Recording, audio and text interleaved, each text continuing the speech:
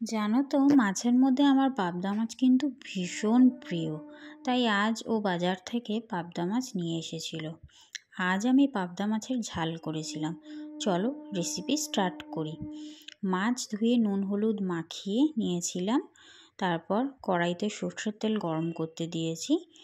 গরম হয়ে গেলে তারপরে মাছগুলো ভালো করে ভেজে নেব। মাছ কিন্তু বেশি ভাজবো না, মিডিয়াম করেই ভেজে নেব। মাছগুলো ভাজা হয়ে গেছে। এরপর আমি একটি মশলা তৈরি করব। শিলের নিয়ে নিয়েছি কালো সর্ষে, একটু লবণ, একটু হলুদ আর কাঁচা লঙ্কা। সর্ষেটা আমার বাটা হয়ে গেছে। তারপর আগে থেকেই আমি কাজু আর পোস্তটা ভিজিয়ে রেখেছিলাম জলে, সেটা আমি বেটে নিয়েছি। এরপর মিক্সিতে একটি মিডিয়াম সাইজের টমেটো পেস্ট করে নিয়েছিলাম। কড়াইতে সেই মাছ ভাজার তেলেই ফোড়ন দিয়েছিলাম কালো জিরে আর শুকনো লঙ্কা। তারপরে টমেটো পেস্টটা দিয়ে ভালো করে কষিয়ে নিয়েছিলাম যতক্ষণ না কাঁচা গন্ধটা চলে যাচ্ছিল। তারপরে সর্ষে বাটাটা দিয়েছিলাম। সর্ষে বাটা দিয়ে কিন্তু বেশিক্ষণ নাড়বে না, কারণ সর্ষে বাটা দিয়ে বেশিক্ষণ নাড়লে কিন্তু তিতো হয়ে যাবে। মোটামুটি 2 মিনিট আমি কষিয়ে নিয়েছিলাম সর্ষে বাটাটা দিয়ে।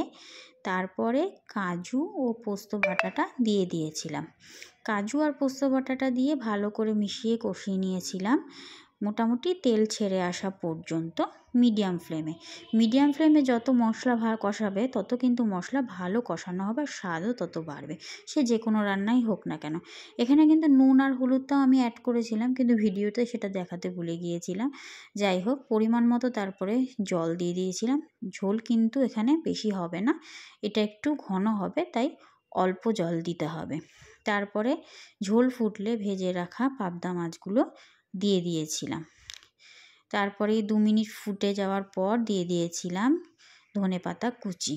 সব শেষে দিয়েছিলাম 2 চামচ মতো কাঁচা সর্ষের তেল।